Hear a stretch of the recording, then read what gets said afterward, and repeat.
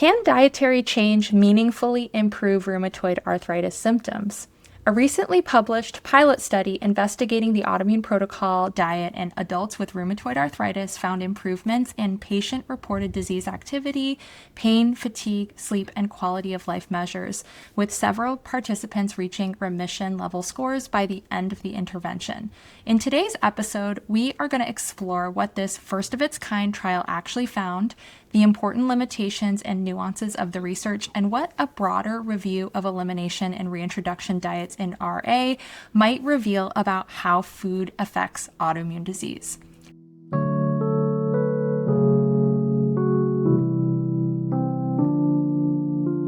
Welcome to the Autoimmune Wellness Podcast, where we explore evidence-based strategies for living well with autoimmune disease through nutrition, lifestyle, mindset, and community. I'm your host, Mickey Trescott, and today I'm joined by Julianne Taylor, a registered nutritionist from New Zealand whose work many longtime members of the AIP community might already recognize. In fact, I first discovered Julianne's work well over a decade ago through her Paleozone Nutrition blog. She was writing about dietary approaches to managing RA long before these conversations were mainstream. In fact, this was one of my initial introductions to the Autoimmune Protocol, so I have Julianne to thank for this path that my life has taken. We later met in person when I traveled to New Zealand during the book tour for the metric edition of the Autoimmune Paleo Cookbook. And over the years, Julianne has remained an active and respected member of the AIP community, including becoming an AIP Certified Coach. So now that you guys know some of my personal background with Julianne and her work, I'm going to read you guys her official bio. Julianne Taylor is a registered nutritionist with the Nutrition Society of New Zealand. She's an AIP certified coach, and she's a New Zealand registered general and obstetric nurse. She recently completed her PhD coursework at Auckland University of Technology, where her research focused on dietary strategies for rheumatoid arthritis, particularly elimination reintroduction approaches and the Autoimmune Protocol diet. She's got one final hurdle to clear before her PhD is official, and we are all cheering her on and wishing her luck with that this summer. Julianne's recently published pilot feasibility study is the first clinical trial investigating the effects of the AIP diet in adults with rheumatoid arthritis, with several additional papers from that PhD currently under review. Her interest in autoimmune nutrition began in 2009 while working with one of New Zealand's earliest CrossFit gyms, where she was introduced to the paleo diet and the work of Dr. Lauren Cordain and Rob Wolf.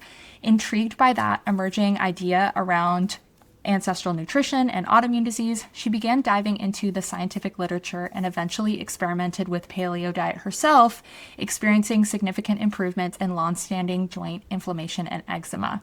That experience ultimately inspired a transition from careers in nursing and design into nutrition science and clinical research. And in 2015, she conducted qualitative research interviewing people with RA who reported symptom improvements using paleo and AIP approaches, laying this groundwork for the clinical research that she would later pursue during her PhD. And in addition to her academic and clinical work, Julianne is also an accomplished competitive powerlifter who has represented New Zealand internationally, earning a bronze medal in the 2019 World Championships and later becoming world champion in her division for both 2023 and 2025. I just think this is so cool. Thank you so much, Julianne. Welcome to the podcast. Thank you. Thanks for having me. Yeah. So let's just jump right in. I would love to start by hearing your personal story. Like a lot of us, you got into this because of your own personal health issues. I would love to hear what led you to explore paleo nutrition and then eventually the autoimmune protocol in the context of RA. Sure. So I probably always had an interest in nutrition. Like I trained as a nurse. I practiced for 3 or 4 years post registration. Throughout my younger years, I was always interested in diet, but it was more for weight loss. Constantly going on and off diets in order to, keep that small body, as young people tend to do. Then a little later, when I was about 18, I started getting some joint inflammation. So one of my knees would swell, just get fluidy and hot, and I had a really stiff sore neck and inflammation in my jaw. joints. And that time I was investigated by a rheumatologist who found that I had a positive ANA. It's an anti-nuclear antibody, which is linked with a number of autoimmune diseases. It wasn't strong, but it was present. Nothing got really bad, but what was interesting is my mother has lupus, and I had identical symptoms to her. So the knees, the neck, and the jaw, like the same inflammation pattern. And then she had the same positive ANA. So I was never diagnosed officially, but I see it as probably autoimmune inflammation. In the 90s, this is going back to 95, my boyfriend at the time, who's now my husband, he bought a book back from America called Enter the Zone by Dr. Barry Sears, which really focused on having balanced meals, low glycemic carbohydrates, protein at each meal, healthy fats. So when I changed to that diet, I had it was quite mind-blowing for me, I think a lot of people experience this. My joint inflammation improved, especially when I added some more omega-3 into my diet, like I started taking a supplement. My energy was better, I lost weight more easily. I found I probably was really under-eating protein because at that time everybody was kind of semi-vegetarian and eating fairly high carbohydrate diets as per what we thought that was the healthiest thing to do. So a more balanced diet made a really big difference to my energy levels, recovery from the gym, and some improvement in my joint inflammation. So I retrained as a zone diet coach, but kept up my working in the design field at that time.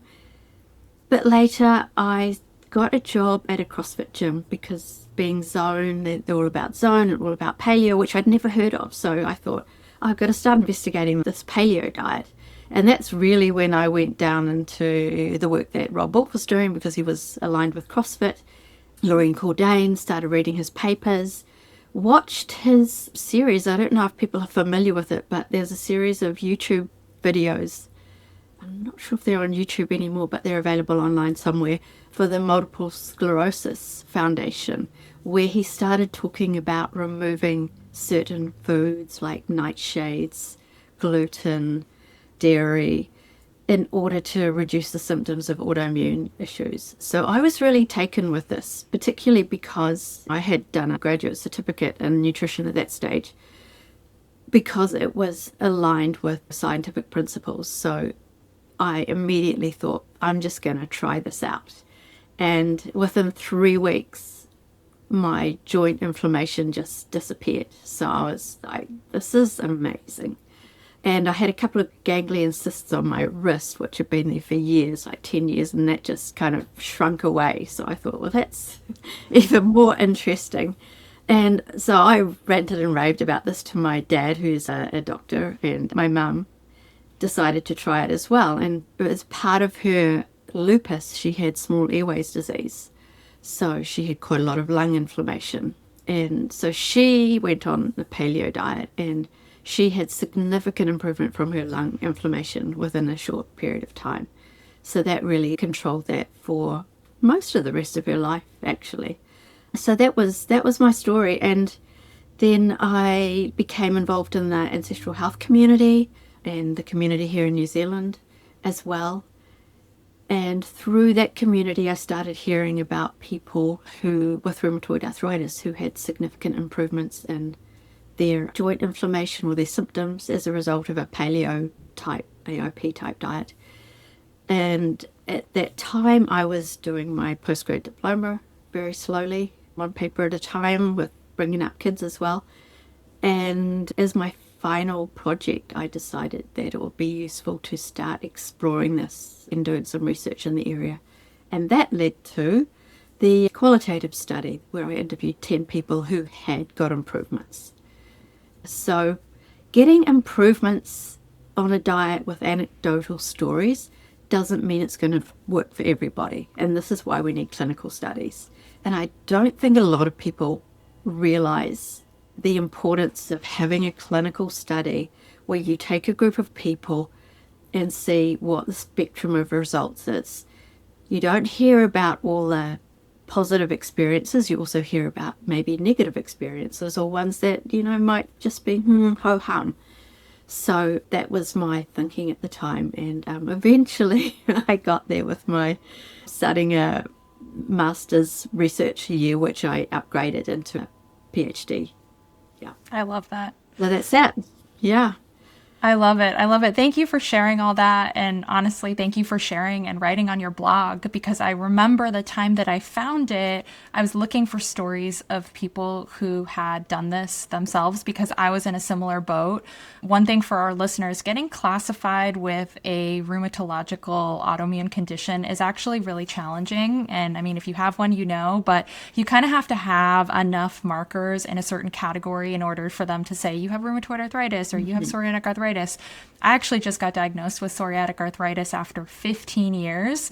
But early on, when I discovered your blog, I had determined from my own research that I likely had a connective tissue autoimmune disease, which is actually how I think I landed there, because you were writing about your own experience having some of these markers of RA and having lupus in your family and really wanting to intervene before things got to the point where you have full-blown disease. Because we know that people with especially RA have this period of pre-diagnosis where they have symptoms but they're not classified, and then they can't access treatment, and it's just really tricky. So I'm just really grateful that you had the ability to write about it and that I heard about it from halfway across the world, and it really changed my life. So thank you. So you did your qualitative research, for your graduate program, you upgraded that to a PhD, and then you ended up just publishing the pilot study using AIP for rheumatoid arthritis.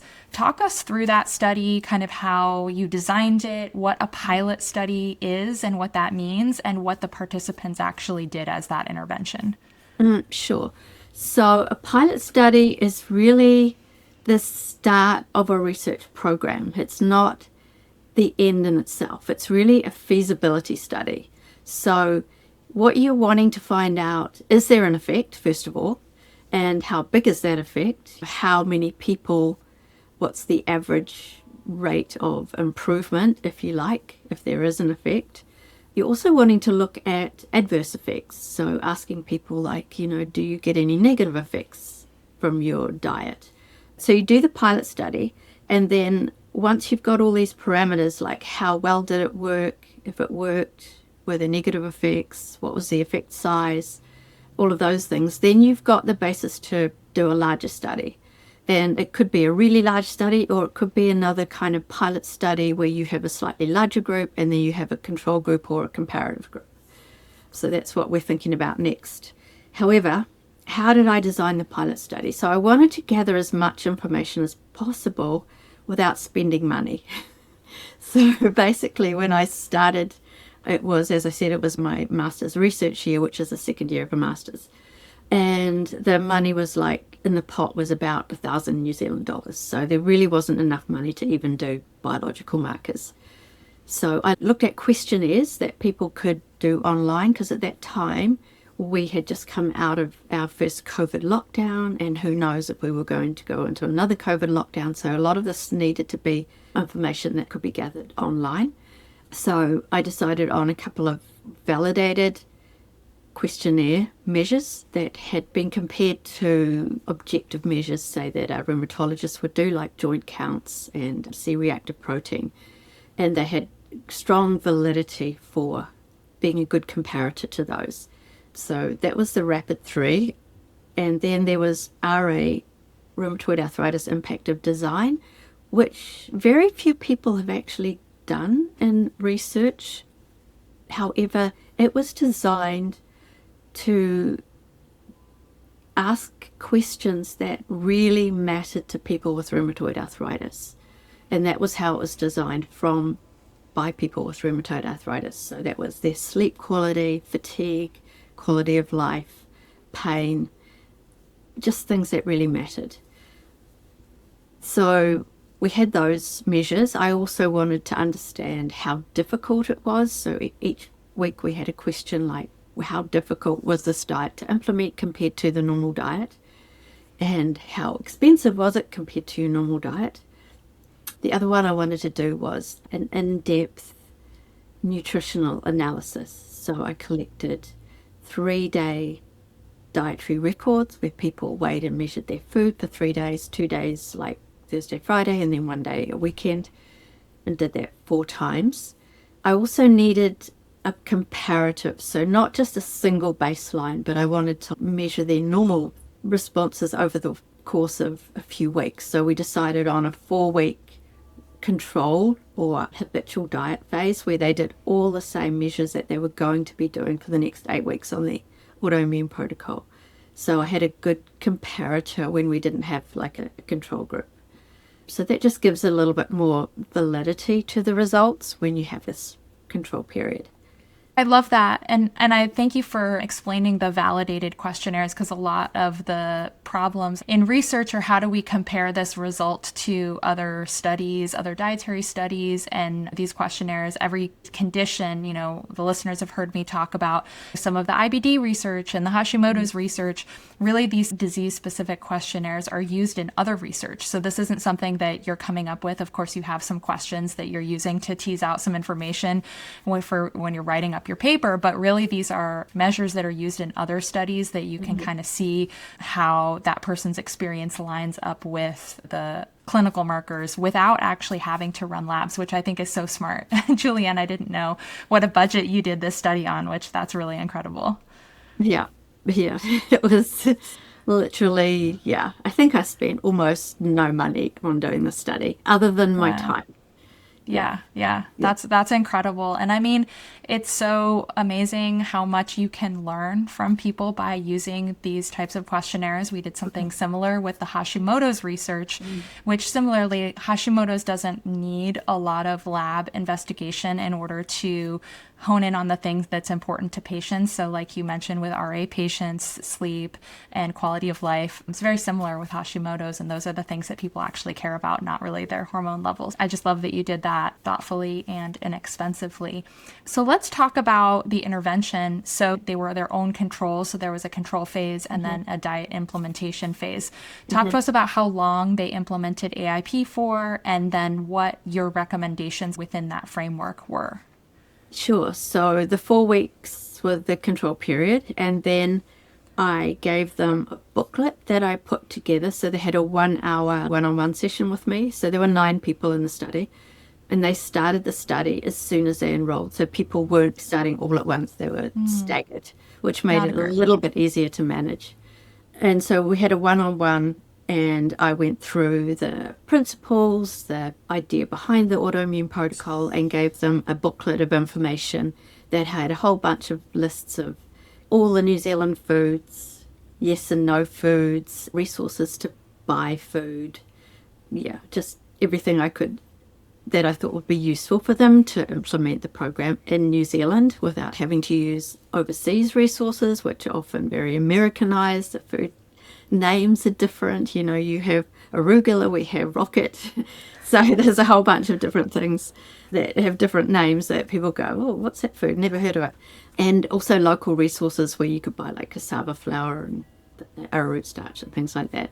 So literally overnight people put it into practice. So it was a really big ask. And it was quite a mental load for people as well. And there were a few disasters with meals, like people would try some kind of macaron recipe and it wouldn't work out, for example. So there were things like that. And were they expecting you to hold their hand through that? That's a lot. Not really. People were, the thing about, and this is one of the limitations of a study like this, anybody that's going to sign up for this kind of study is going to be highly motivated. They're going to be resourceful. They're going to have a supportive environment behind them. Yeah, that's a really good reminder. Yeah, they may not be your average person on the street with rheumatoid arthritis. And how long did they do the elimination phase? And we're talking about core AIP. Yeah, how long did they do that for? AIP, they did it strictly for 8 weeks. Okay, great. Yeah, so that's kind of right in the middle of the general recommendation. And so talking about the results, talk to us about some of the findings and how that panned out and if that was surprising to you in any way. Yeah, the Rapid 3 is fairly standard and used quite regularly. It's also used in rheumatological practices where They just want to get immediate feedback from a person without having to do their joint counts. So the rapid 3 includes things like how easy is it for you to turn on and off a tap or faucet in your language? How easy is it to walk 3 kilometers? So there was a lot of getting in and out of a car. So it was like, can't do it all, bit difficult, no problem at all. So there was a spectrum of answers they could answer. And there was about 10 or 14, I think, of those questions, everyday living, and then one on pain. So over the course of the 8 weeks, I found that people's rapid 3 dropped. 7 out of 9 reached the final answer, and you just put all these into an algorithm and it comes out with a number out of 10. So people ranged from kind of 1 out of 10 right up to about 6 out of 10. So there was quite a range of people when they started during their control period. And by the end of 8 weeks, all except 1, I think, had dropped down below 1. And the mean was 0.99 out of 10 from about, I can't remember exactly, about 3 out of 10. So most reached remission from either moderate, high, or low disease activity. And one person had very low disease activity the whole way through, so that didn't change. And one person got a little bit worse. Okay, yeah, we'll talk about that because the adverse effects are a really important part about learning about this, right? Yeah. And then the RAID, the RA impact of disease, had questions that aren't frequently asked in rheumatoid arthritis studies. And that was one reason why I really wanted to include that.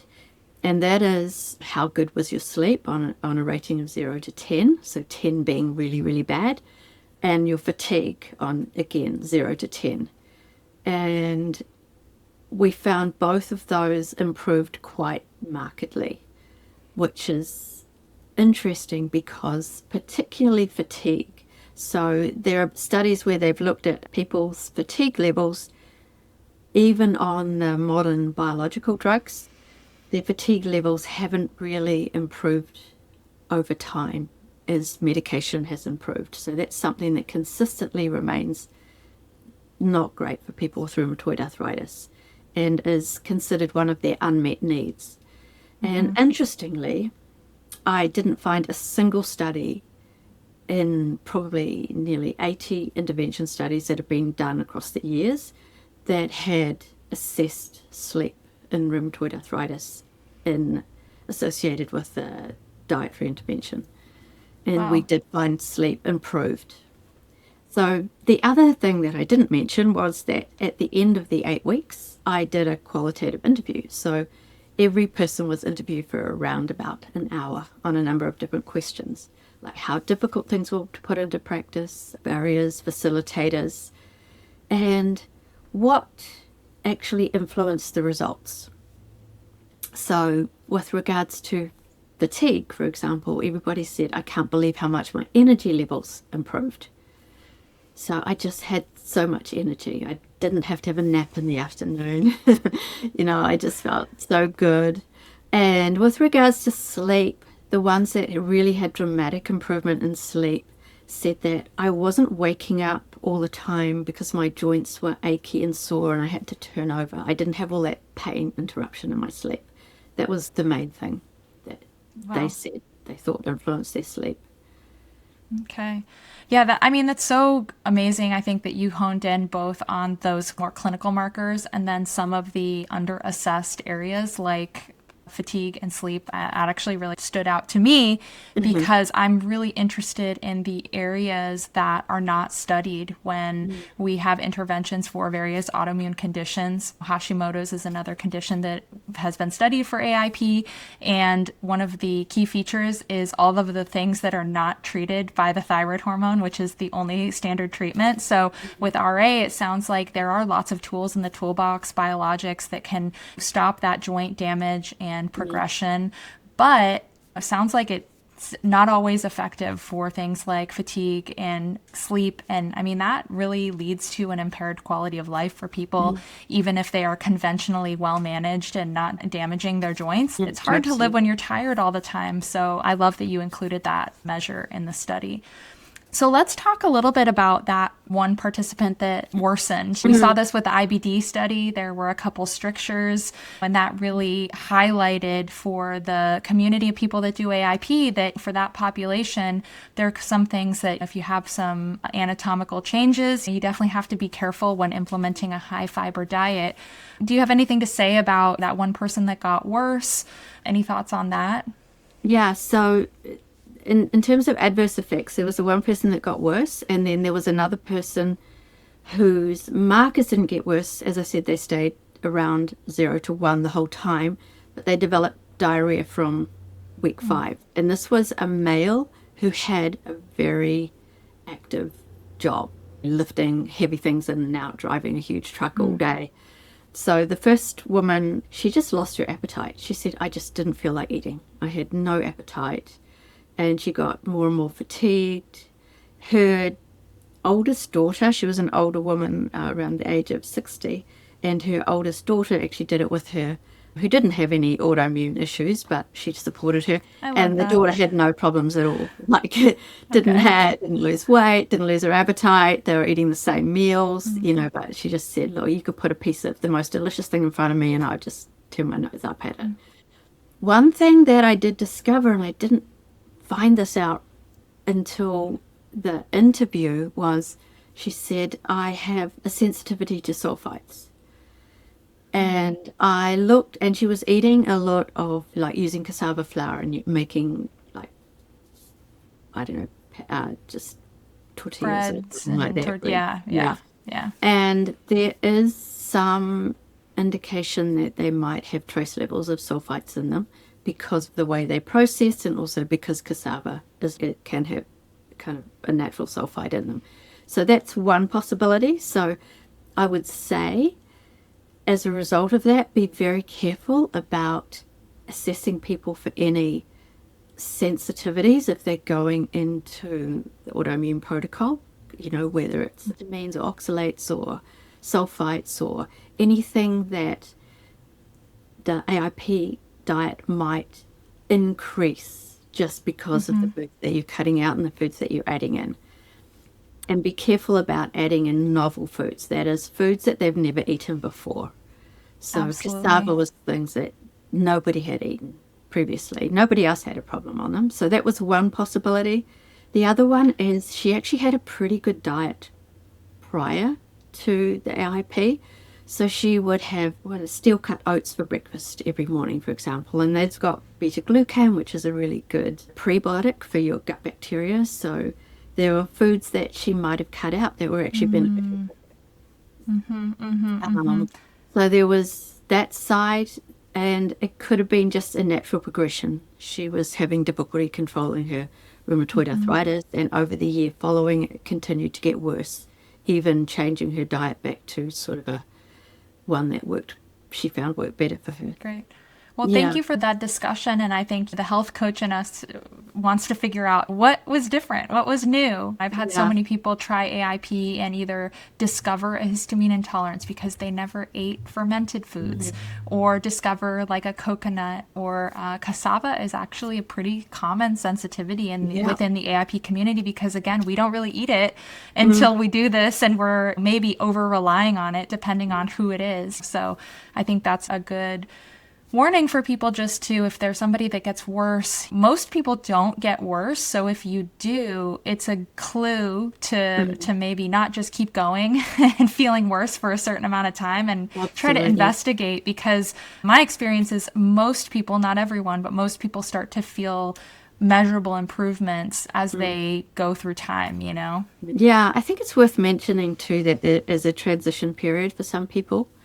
So I noticed one of the people, if you look at the paper, I think her rapid 3 actually went up a little bit before it dropped back down. So there's that transition where people can get gut symptoms because of the change in fiber, fatigue, carbohydrate, sweet craving, You can get headachy, some of your things might flare up a little bit and get worse as you're releasing sort of maybe arachidonic acid from your cell membranes that build inflammatory eicosanoid hormones. There's reasons for possible reasons, or it's just the transition, your body getting used to something different.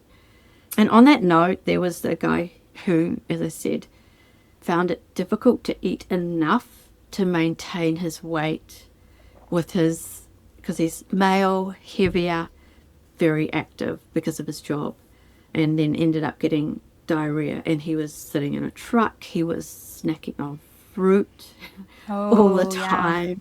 Okay. Yeah, so his fruit intake went hugely up, his vegetable intake went up, his fiber literally tripled. So it could have been that increase in fiber. And he also said he just didn't feel satisfied. He was used to having 5 eggs and a can of baked beans for breakfast. Okay. Just to give you a sense of how much he ate. Yeah. He sounds like he would be ideal for modified AIP in today's protocol. Give him some white rice and let's go. Exactly. Yeah. Okay. Well, great. Thank you for discussing that. And before we move on to some of the next studies on the docket, I loved the nuance that you just talked about dietary quality, and that you assessed that diet before and then the diet during the intervention. And you reported that people were eating more vegetables, seafood, fiber, and fewer refined foods. And I know that you have another paper coming at some point breaking down all of this. But I would love to just hear your thoughts on maybe teasing out how much of this effect could maybe be from eliminations versus dietary improvement, if you have any thoughts either way. I wish we had a definitive answer. I honestly do. There's very few studies. I think I only found 2 studies that looked at that aspect. So yeah, we improve dietary quality. So when you increase fruits and vegetables, there's evidence showing that increasing potassium through natural sources reduces inflammation. Increasing seafood reduces inflammation. Polyphenols and fiber feed your gut bacteria, and then you have a lot of anti-inflammatory metabolites in your body that can improve your diet.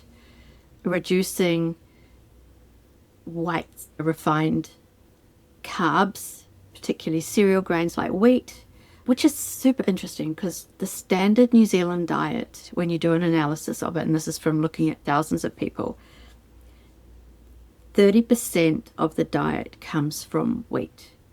Wow. And I found in my group that they had the standard kind of amount of food from wheat, and only one of those 6 servings was whole grain. The rest was white flour. And that is a very typical New Zealand diet.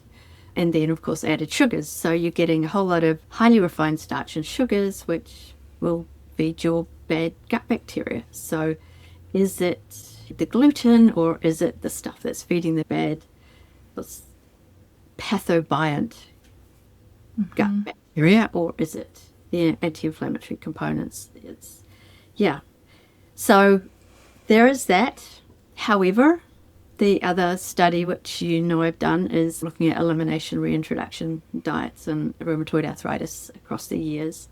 And there is evidence that suggests that at least 30% of people seem to have some kinds of sensitivities that have been clarified through clinical studies.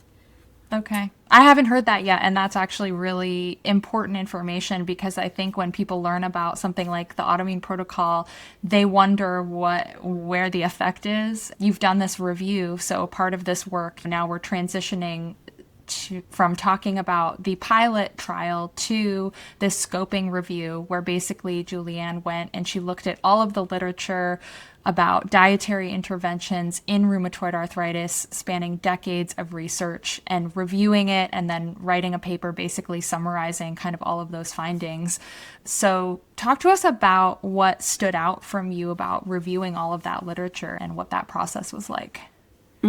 Hugely time consuming, is all I can say.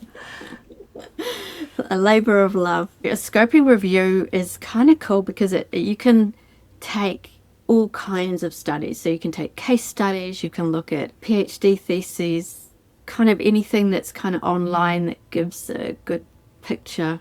It doesn't have to be like in a peer review journal as such. So, but it has to be a decent quality study to a certain extent. So you can look at, case studies in particular, and small studies, pilot studies, all kinds. So I went back and I found a whole lot of research, and then I actually looked through all the references as well of some older papers, because some of those just don't show up like in Google Scholar or on the standard searches. So found a lot of quirky little studies, case studies that were kind of interesting, but they all had this similar aspect where they had eliminated food in some way and then tested it as a reintroduction or as a food challenge. So I ended up finding quite a few studies in the end, and case studies, and the range of success in those was really variable. Sometimes you would get 100% of people responding to an elimination reintroduction, and some studies said like 5%. So the consensus seems to be around 30%. One of the studies I found particularly interesting was the work by Gail Darlington, who is a researcher in the UK. I think she's still around. She'd be fairly elderly by now, I think. But she wrote an entire book on her elimination reintroduction studies. And she started off with a really interesting start. So one of her young patients with junior arthritis, rheumatoid arthritis, had been quite crippled by this. And then the next time she saw her, this kid was running into the surgery with literally no pain. So she was fascinated by, why is this girl so well? And then she found out this child had done a particular elimination reintroduction diet. And so I went and found this particular booklet, which was done by the Allergy Society of the UK. I can send you a PDF. It's quite fascinating. I would love that. Way back in like the 1980s, I think. So this girl came in bouncing around, and this started Dr. Darlington off on doing a series of studies. So she used this particular elimination reintroduction protocol with a number of clients, and she did studies, a whole range of studies over a period of time. And she continued to follow through with these patients, and the numbers were, I think, into the hundreds. And she found that something like 30% of people were able to maintain low disease activity over the years, sometimes up to, I think the last time she wrote about it was in 2004. So it was about 17 years. Some of these people had been following a diet that eliminated certain foods. Wow. So that is so interesting. Yeah, and that sounds like that goes in the way back. So you were unearthing history, doing interlibrary loans. I had to do some of that for my master's, where you read a reference and you're like, uh-oh, this is old. We don't have it in the digital library. And so my librarian's writing a letter to another librarian and trying to get me a photocopy of a manuscript. So exactly. And some of the pages are like, a little bit stained and old. And Oh, yeah. Well, I love that. I love that you did that research project and brought that into the modern approach so that we can consolidate what's known and then move on to the future with that information and build on it. That's what research is all about. Talk to us a little bit about some of the most common trigger foods that you saw appearing the most often in some of these historical elimination protocols. Not all of the studies, but a percentage of the studies actually listed how many people reacted to certain foods and what foods they reacted to. So in the studies that were kind of carefully detailed those foods, I put everything into a big Excel sheet, as you do, and just looked at all the different foods that people had measured and the numbers of people and the times. Basically did a collation of all of those studies, and a lot of them were case studies as well, because they tend to be very specific in identifying foods. So what was interesting is with rheumatoid arthritis, a lot of them were common to autoimmune protocols. So we found the cereal grains were common, and the two common cereal grains, and this is what surprised me, was not just wheat, but corn. So corn tortillas, maize type corn was really common. Then we had eggs, dairy was another big one. And if you looked at the fruits and vegetables in particular, citrus came up fairly high. I don't know whether that's something that it's, because you don't know how much of this is a belief or actually measured, because some of the studies were like, oh yeah, I ate that food and I reacted. And then there was one particular clinical study where they had done big surveys of people, and they'd found, I think, 5 or 6 people that said, yeah, I definitely react to these foods. So they brought them into the hospital, they gave them these foods, and they had no measurable reaction. So is it they just thought they did, or was it because it's combined with some other food? So it's not like definitive, because some of it is subjective. But there was also a little increase around tomatoes and potatoes. Pips, sometimes it was just pips, which is just a word for nuts and seeds. And Okay, I'm like, it came out of, yeah. So that was a little bit of a blip there. The other big two that surprised me, well, sort of surprised me, but it was beef and pork. okay, I was going to say, I think I know where you're going here. Yeah, so those are commonly eaten autoimmune protocol foods. And I have actually had, anecdotally, clients who have said, beef and pork don't work for me. And if people are on the autoimmune protocol, you want to go, okay, well, what might be going on here? Yeah. And now when I'm working with people with rheumatoid arthritis, I tell them, look, this is a sensitivity that comes up often. It's not recommended to remove it on the autoimmune protocol, but you may want to be aware that could be something you react to. Yeah, the people that I've encountered usually either A, they have a history with those foods and have already determined these are inflammatory for me, or B, they have spent time in a community that villainizes those foods because of the saturated fat or cultural beliefs, but they don't have experience that they're bad for them. So depending on the person, I coach them a different way. But yeah, there definitely can be real sensitivities for some people. So I'm glad you brought that up and that's documented. And interesting to hear about the nightshades. I really haven't come across very much research in my investigating about nightshades. And they're not usually a category. Sometimes, like you mentioned, tomatoes and potatoes, they're kind of broken out into a specific food. That's an interesting one for the autoimmune community. Yeah, there was no nightshade category in any of those studies. One that particularly stood out was a case study which is more recent, I think it was 2010, where nightshades was a big inflammatory response. So yeah, I had a look at, I think I did a blog post about nightshades, because interestingly, there are no clinical studies testing nightshades in people with autoimmune disease. Zero. Yeah. But you talk to people in the autoimmune community and everybody wants to talk about how they affect them. So we got to research this, right? Yeah. Well, there's an interesting, the no nightshade diet that was written a long time ago, might have been the 60s, by a guy who was a plant scientist. And that's an interesting story in itself, how he ended up coming across nightshades and cutting them out, curing his own arthritis. And then he decided to get his secretaries to send out notices, letters to people saying, if you've got arthritis, do you want to try this no nightshade diet? I had his book, and he had a little postcard that people sent back and said, yeah, I tried this no nightshade diet and it helped my arthritis. So it was like an informal study done right at the beginning.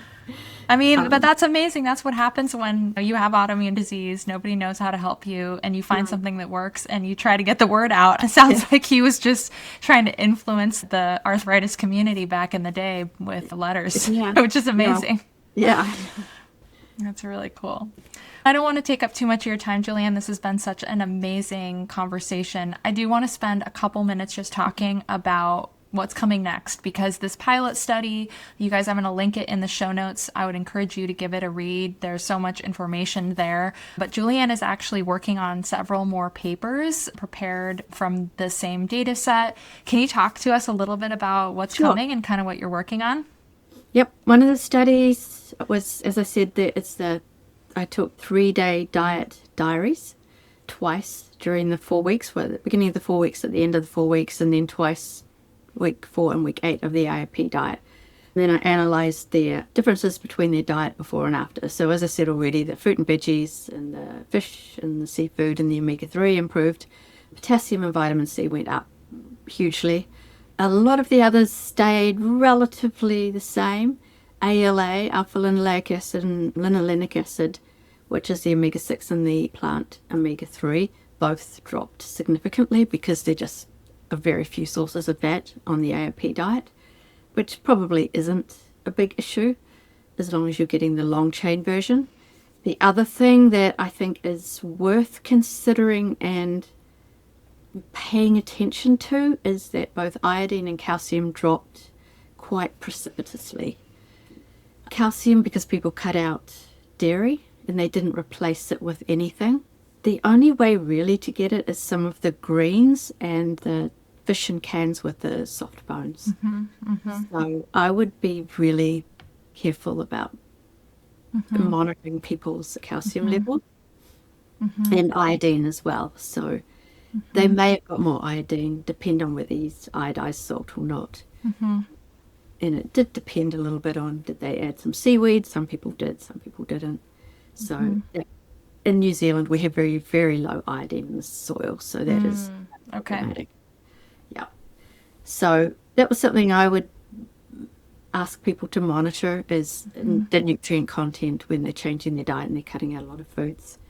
So that was the main thing from the dietary analysis. The other one I did was the interviews, so qualitative interviews at the end. I think what came out of that is probably all the standard stuff that people say, like food preparation time increases astronomically. Support is really important. It makes a huge difference. So people had their spouses, their adult children, or someone else in their life that they could connect with who were doing it with them or supporting them. It made a really big difference. Eating out wasn't so much a problem because soon after we started, we went into another lockdown. And people were like going, what am I going to eat at this cafe? There's nothing I can eat. What am I going to do with my colleagues and friends? You know, like that was a real dilemma for people. And it's like, oh, we went into lockdown, so it didn't matter anymore. Or we just had backyard barbecues with our neighbours and I just bought my own food and my, soda water and stuff. So that was the qualitative. And then the other one I did was a 1-year follow-up on everybody. So I'm excited about that. About that. No, that was, again, and this isn't published yet, so yeah. I did their rapid 3 and their rate, and everybody's, except for that one person who was getting worse, got even worse over the course of the year. But most people stayed right down within very close to the remission levels that they'd had. After a year? After a year, yeah. Wow. And they did the reintroduction by themselves. So I gave them all the outline, how to do it, walk them through it. It was coming up close to Christmas, which made it really difficult. So one person just went, blow it, I'll just eat all the crap again. Felt terrible for it, but kept doing it anyway. The others mostly just reintroduced foods they really wanted. So I said, there's options here. You can just go through this protocol and way of doing it that is outlined, or you can introduce the foods that you most want to eat.